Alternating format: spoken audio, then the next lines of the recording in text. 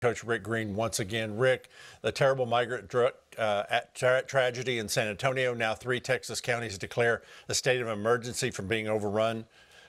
Will the White House or Congress do anything about these Americans under siege?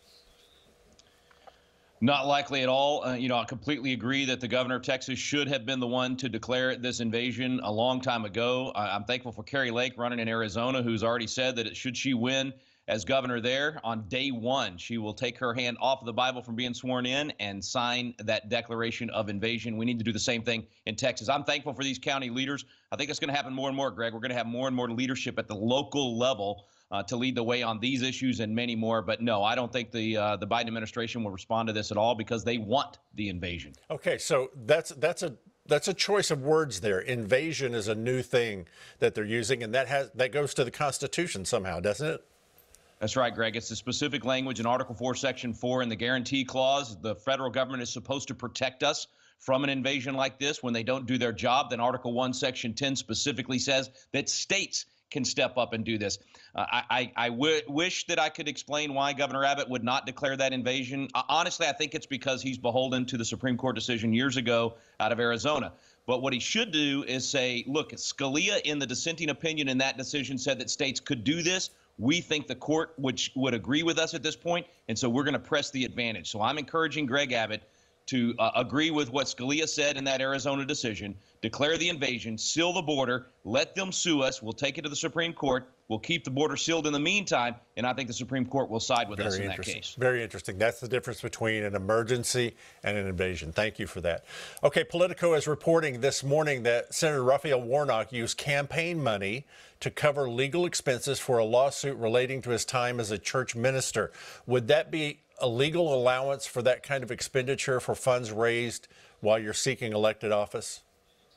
I don't know how he's going to try to connect those and say that this was a legitimate campaign expense and somehow he was defending his campaign. I'd leave that to those campaign experts out there. But I can tell you this, if he was a Democrat, he'd probably already be sitting in jail without due process and sit there for a year before he finally had a hearing. But we have a two-tier justice system in America, so he's probably going to be just fine.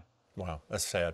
All right, reporters are now beginning to demand some answers regarding President Biden's voicemail telling his son Hunter he was, quote, in the clear. Here's the press secretary's response. Is he leveling with the American public on this? Phil, I hear your question, but what I can tell you from here, standing at this podium, is that I cannot comment on any materials from the laptop. All right, Rick, President Biden said he never spoke to his son about business dealings. The voicemail seems to say something else. Without question, it does. Look, the evidence is there. You've covered it here on Victory News from the beginning. They want to ignore it. What she's basically saying is, I hear all the words that you're saying, but I'm not going to respond to what you're saying. And they're going to continue to do that. I'm hoping that the even liberal press is finally picking up on this and going to press on this. You know, we've been at it here at Victory for a long time.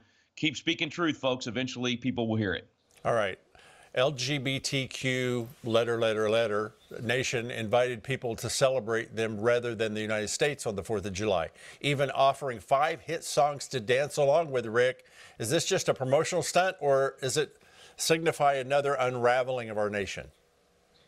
An unraveling and complete ignorance about the freedom that America gives them. I would encourage these folks to maybe go visit a Muslim nation where you're beheaded or stoned for being in the LGBTQ community. They should be thankful for the nation in which they live and the freedom in which a Christian nation provides them.